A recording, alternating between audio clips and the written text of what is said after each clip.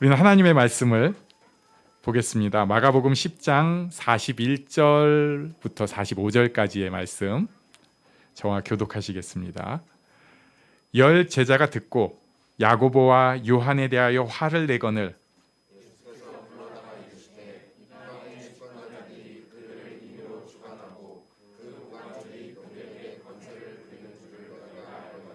너희 중에는 그렇지 않을지니 너희 중에 누구든지 크고자 하는 자는 너희를 섬기는 자가 되고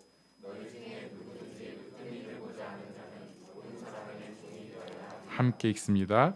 인자가 온 것은 섬김을 받으려 함이 아니라 도리어 섬기려 하고 자기 목숨을 많은 사람의 대속물로 주려 함이니라. 아멘. 41절 보니까 열 제자가 듣고 야고보와 요한에 대해서 화를 냈습니다. 화냈어요. 예. 감정이 굉장히 자연스럽게 폭발한 상황입니다. 여러분 화내십니까? 지혜롭게 화를 낼 줄 알아야 됩니다. 화 못 내고 사는 사람은 나중에 터지더라고요. 이상한 데서 터져요. 꼭. 그러니까 화를 잘 내야 됩니다. 근데 이 화 낸 이유가 무엇 때문이었는가? 지난주 말씀이에요. 37절에 보니까 여짜오되 주의 영광 중에서 우리를 하나는 주의 우편에 하나는 좌편에 앉게 하여 주옵소서. 이 얘기를 했어요. 그러니까 열 제자가 야고보와 요한을 제외한 제자들이 열 받았습니다. 열 받았어요. 왜 열 받았을까? 제가 그냥 생각을 해봤어요. 이 두 녀석들이 자기 엄마를 대동하고 갔다고 다른 본문에 나와요. 그러니까 자기 어머니 백으로 예수님께 청탁을 갔다고 볼 수 있어요. 이건 불의한 일이잖아요. 우리가 정의감 때문에 화를 내긴 합니다. 이건 옳지 않아. 사실은 우리 화의 기본이 거기에 깔려 있어요. 이거는 옳지 않아. 이건 불의야. 또 화를 낸 이유. 지금 예수님이 십자가 고난 당하러 가시는 걸 말씀하셨는데 거기서 자기네 욕심만 챙기고 있어? 이건 공의하고 또 다른 어떤 의리? 이건 아니잖아요. 이건 선생과 제자가 지금 너무 핀트가 안 맞잖아요. 제자들이 지금 볼 때 선생님이 십자가 진다고 하고 있는데 뭐 우리는 주의 우편 좌편 이거 벌써 벼슬 딸 생각만 하고 있냐? 예수님에 대해서 잘 모르지만 이건 아니다 이런 생각이 들었을 수 있어요. 그런데 속마음은 이런 건 이제 표면적인 거고요. 속마음은 이런 거죠. 내가 예수님 좌편이나 우편에 앉아야 되는데 내가 거기 앉아야 되는데 왜 저것들이 거기서 낑겨가지고 자기들만 높아지고 싶냐는 거예요. 사실은 이걸 시기심이라고 표현할 수도 있고요. 뭐 정의감이나 연대감이나 이런 거는 빌미로 삼는 것이지 사실은 내가 그들이랑 똑같아서 더 화가 나는 겁니다. 비교하니까 화가 나는 거예요. 그래서 또 생각해보면 제가 화를 잘 내라고 말씀을 드렸는데 지나고 보면은 화낼 일이 별로 없어요. 좀 창피해요. 화내고 나면. 근데 그만큼 화는 우리를 보여주는 것이기도 합니다. 지금 제자들의 수준이 이 정도다. 이거 보여주는 거예요. 그랬더니 예수님께서 불러다가 말씀을 해주십니다. 우리 42절 말씀 다시 같이 읽겠습니다. 시작. 예수께서 불러다가 이르시되 이방인의 집권자들이 그들을 임의로 주관하고 그 고관들이 그들에게 권세를 부리는 줄을 너희가 알거니와. 이방인의 집권자들 로마 사람들이에요. 그냥 쉽게 윗자리에 있는 사람들은 지네 맘대로 하고 권세를 부린다. 그러나 우리 43절 읽어볼까요? 시작. 너희 중에는 그렇지 않을지니 너희 중에 누구든지 크고자 하는 자는 너희를 섬기는 자가 되고. 너희는 그래서는 안 된다. 똑같아서는 안 된다. 너네는 세상이랑 똑같으면 안 된다. 크고자 하는 자는 너희를 섬기는 자가 돼야 된다. 그리고 계속해서 44절 읽습니다. 시작. 너희 중에 누구든지 으뜸이 되고자 하는 자는 모든 사람의 종이 되어야 하리라. 으뜸이 되고자 하는 자는 모든 사람의 종이 되어야 한다. 섬기는 자가 되어야 하고 종이 되어야 한다. 그리고 이 말씀을 하신 후에 예수님께서 스스로에 대해서 자기가 어떤 모습인지를 또 45절에 밝혀주세요. 여기 우리 같이 읽겠습니다. 45절 시작. 인자가 온 것은 섬김을 받으려 함이 아니라 도리어 섬기려 하고 자기 목숨을 많은 사람의 대속물로 주려 함이니라. 아멘. 예수님이 오신 이유 섬기려 하는 것입니다. 또 이 섬김의 끝이라고 할 수 있는 자기 목숨을 대속물로 주시기 위해서 예수님이 오셨습니다. 자기가 죽어서 남을 살리기 위해 오셨다는 거예요. 그게 대속물이에요. 예수님이 죽어서 남을 살리기 위해서입니다. 다른 사람을 섬깁니다. 다른 사람을 살립니다. 이게 예수님 오신 이유예요. 저는 이 말씀 보면서 바로 드는 생각이 있었습니다. 예수님이니까 그렇지. 나는 뭐 우리는 예수님이니까 그렇지. 그 다음에 바로 또 반론 2 들어갑니다. 나는 그렇게 크고 싶지도 않아. 나는 뭐 그렇게 으뜸이 되고 싶지도 않아. 속생각은 좀 달라요, 사실은. 속생각은 좀 다를 수 있지만 사실 그렇잖아요. 좀 살아보니까 그런 생각 들지 않으세요? 뭐 꼭 1등 해야 됩니까? 2등이 더 잘 사는 때 많더라고요. 등수에 안 들어도 오래 잘 살 수 있더라고요. 그러니까 물론 1등이 좋긴 좋아요. 그러나 그거 안 해도 내 식으로 잘 살면 되지 뭐. 약간 아쉬움은 있을지 몰라도 그냥 잘 살면 되지 뭘 그렇게 뭐 으뜸이 되고 뭐 다스리는 리더가 되고 크고자 하고 뭐 이런 거 안 해도 됩니다. 요런 말을 하고 싶어요. 그러니까 저는 굳이 그렇게 섬기고 뭐 종이 되고 이런 것도 안 해도 될 것 같아요. 으뜸되고 싶지 않으니까. 전 중간에 있고 싶으니까. 그런데 여기서 우리가 이 말씀을 조금 더 여기까지 봤으면 그래도 꽤 잘 본 거예요. 그런데 조금 더 깊이 볼 필요가 있습니다. 예수님은 섬기고 대속물이 되셨고 크고 싶은 사람, 으뜸이 되고 싶은 사람은 열심히 섬겨야 하지만 나는 아니에요. 요거까지 또 잘 봤어요. 그러나 크고자 한다, 으뜸이 된다는 것을 조금은 다른 각도에서 살펴볼 필요가 있어요. 그냥 말 그대로만 볼 게 아니라 문맥을 보면서 좀 살펴볼 필요가 있어요. 우리는 세상에서 비교해서 인정받는 일을 하면은 크다, 으뜸이다 이런 얘기를 합니다. 사실은 이거 우리 다 좋아해요.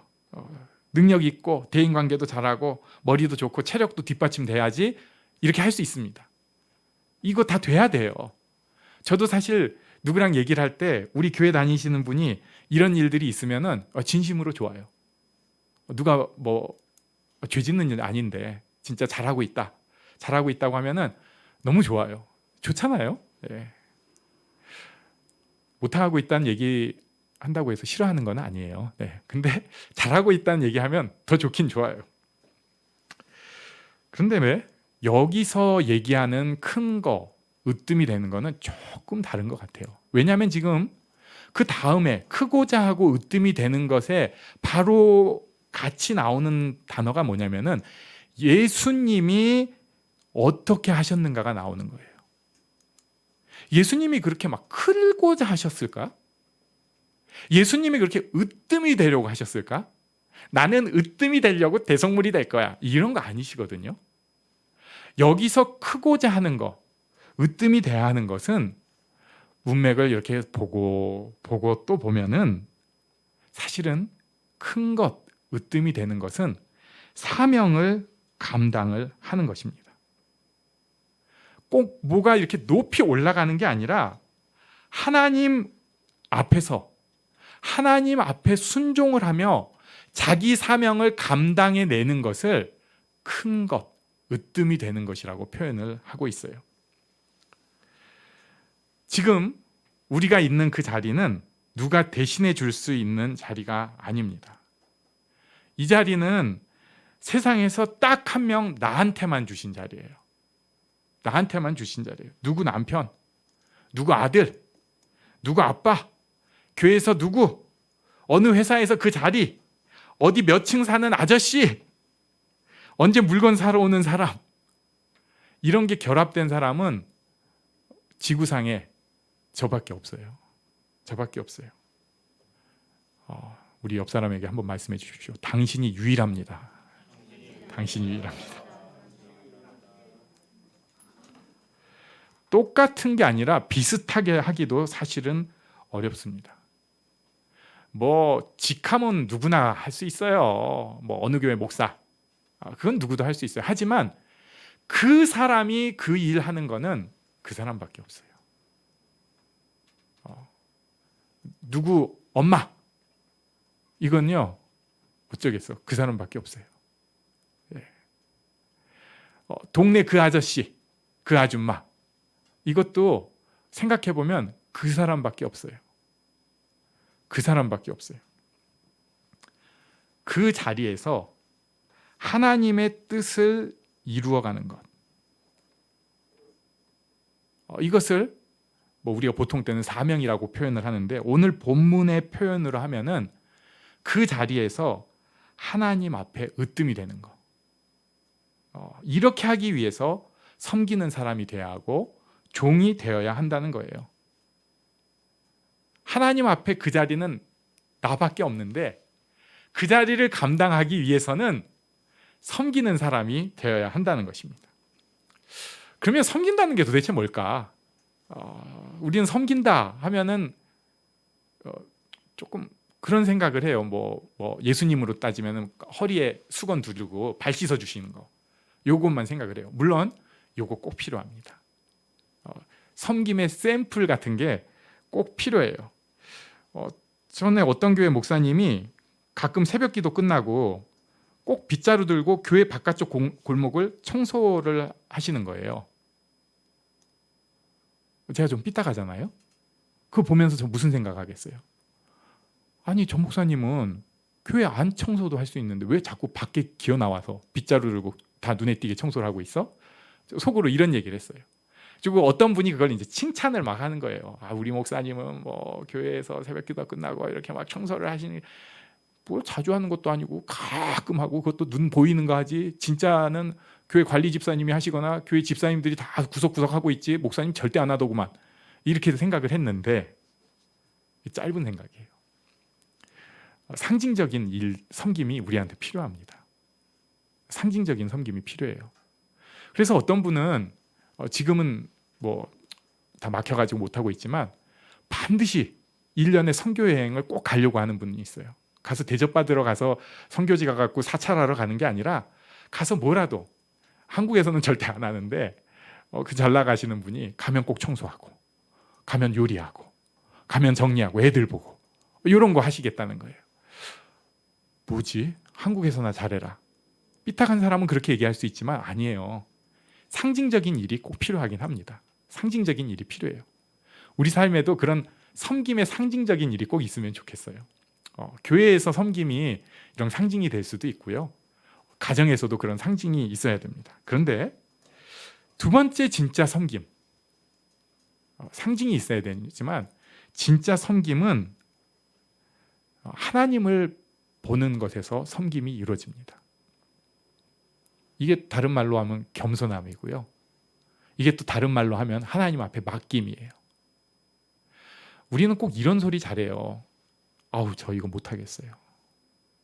그리고 실제로 너무 속상하게 할 때도 있어요. 엄마들이, 제가 얘 엄마 진짜 너무 못하는 것 같아요. 저 때문에 애가 고통받고 힘들고 제가 너무 지혜가 없어요. 이런 얘기 잘 하는데요. 문제는 그걸 하나님 안에서 해야 된다는 겁니다. 하나님, 제 힘으로, 제 능력으로는 이게 안 되는 일이네요. 제가 이 자리에 있는 유일한 사람인 거 알겠어요. 근데 너무 부담돼요. 저는 이 그릇이 안 되는 사람인데 제가 미쳤나 봐요. 제가 왜 애를 낳죠? 이게 나쁜 뜻이 아니에요. 저주가 아니라 저 정말 애 잡아먹는 엄마였어요. 하나님 앞에 솔직하게 겸손하게 고백을 하는 것이 섬김의 첫 번째입니다. 일을 감당하는데 첫 번째, 나를 낮추는데 그게 하나님 앞에 자기를 그대로 드러내는 거예요. 다른 사람 앞에서는 그런 말 못해요. 물론 안 그럴 때도 있지만 많은 경우에 누가 저한테 당신 아빠 노릇 그런 식으로 하는 거 아니야? 이러면 왜? 그렇게 잘났어?